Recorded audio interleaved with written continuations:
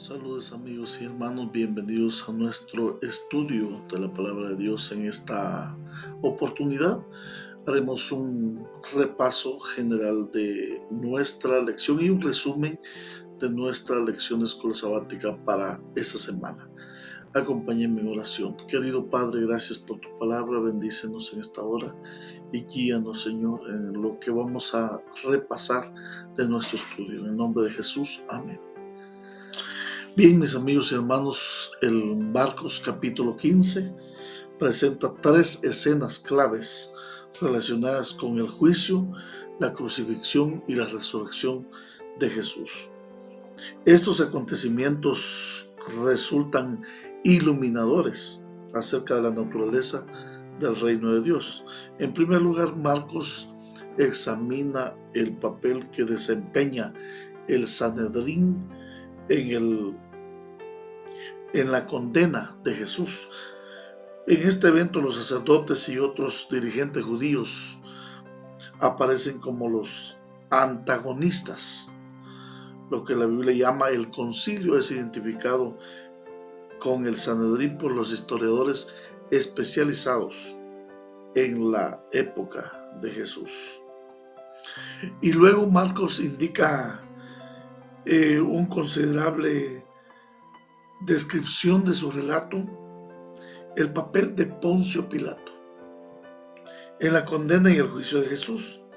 Y por último, Marcos narra las acciones de José de Arimatea, quien coloca el cuerpo de Jesús en el sepulcro preparado para sí mismo cuando él muriera. Este realmente es un relato bastante interesante.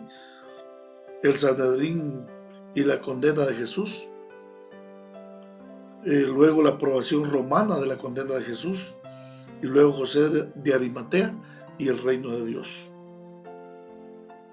Jesús es capturado y llevado a juicio. Al principio su juicio tuvo lugar en el concilio, de acuerdo a Marcos 14, 53 al 55, que describe la siguiente escena.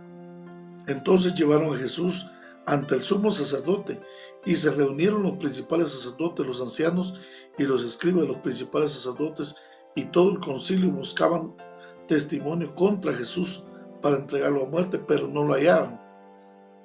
Parece que el sumo sacerdote fue quien dirigió el concilio, así también el interrogatorio que aparece que le hicieron a Jesús. Además, el sumo sacerdote fue quien presentó a los miembros del consejo el argumento para la condena del maestro. Marcos describe esta acción con las siguientes palabras. El sumo sacerdote le volvió a preguntar: ¿eres tú el Cristo, el Hijo del bendito? Y Jesús respondió: tú lo has dicho. Y esto es interesante. Además le dijo Jesús: ustedes verán al Hijo del Hombre sentado a la diestra del Todopoderoso, y lo verán en su venida en las nubes del cielo. Entonces el sumo sacerdote, rasgando sus vestidos, dijo: ¿qué necesidad tenemos ya de testigos? ¿Han oído ustedes aquí la blasfemia? ¿Qué les parece? Todos declararon: es digno de muerte. Así pues, en este concilio entre los dirigentes religiosos preeminentes de la nación, Jesús fue condenado y sentenciado a muerte. El Sanedrín era el concilio supremo del judaísmo. Tenía 71 miembros, situado en Jerusalén. Figura prominente en las narraciones de los evangelios acerca de la pasión, como el grupo que juzgó a Jesús. De nuevo aparece en el libro de Hechos, como el tribunal judicial que investigó y persiguió a la creciente iglesia cristiana. La oposición de los sacerdotes hacia Jesús es evidente en todo su ministerio, particularmente en Jerusalén. Y Pilato se daba cuenta de que los principales sacerdotes lo habían entregado por envidia. Cuando crucificaron a Jesús, los sacerdotes y los escribas se burlaban diciendo de él: a otro salvó, a sí mismo no se puede salvar. La ciudad de Jerusalén donde ocurrieron todos estos hechos, mis amigos y hermanos, del juicio y la crucifixión de Jesús, pertenecía a la región de Judea. Antes, Herodes el Grande controlaba esta zona. Había construido un palacio en Jerusalén. Ahora, en los tiempos de Jesús, la región de Judea estaba bajo la supervisión directa y el control del Imperio Romano. Por lo tanto, los sacerdotes llevaron a Jesús a Pilato para conseguir esa sentencia oficial de muerte. Y Pilato les pregunta entonces a los sacerdotes: ¿qué quieren que os haga del que llaman rey de los judíos? Y luego Pilato saca a Jesús después de interrogarlo y les dice: pero yo no hallo ningún mal en él, ningún mal ha hecho. ¿Qué mal ha hecho? Paradójicamente es Pilato y no los dirigentes judíos quienes varias veces aluden al reino de Dios al identificar a Jesús como rey de los judíos. Pilato no reconoció la dimensión espiritual del reino de Dios. Jesús le dijo, Pilato le dice a Jesús: ¿no me hablas? ¿No sabes que tengo autoridad para crucificarte y para soltarte?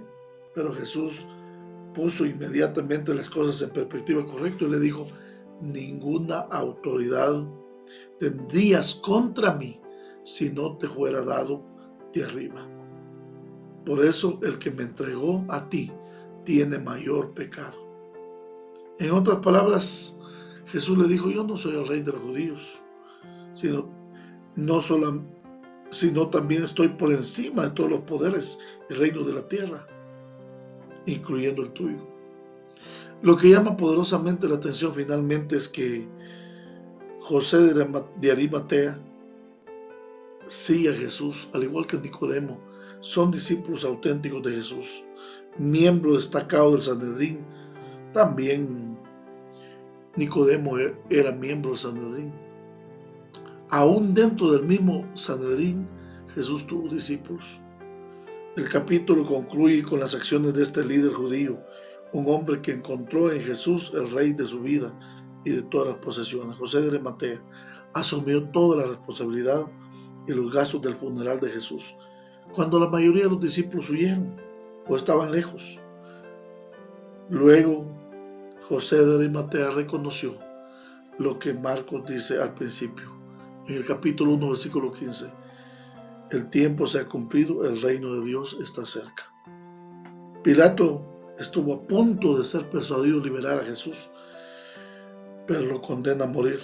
Sin embargo, los líderes del pueblo y las turbas instigadas por ellos gritaron: si sueltas a este, no eres amigo del César. Interesante. Preguntémonos a nosotros mismos qué factores y principios motivan nuestros pensamientos y nuestras decisiones. Que el Señor nos ayude, mis amigos y hermanos, para que podamos mantenernos del lado de Jesús en nuestras decisiones. Que el Señor nos bendiga. Oremos. Querido Padre, gracias por tu palabra en esta hora. Guíanos, Señor, siempre de acuerdo a tu presencia, de acuerdo a tu Espíritu Santo. En el nombre de Jesús. Amén.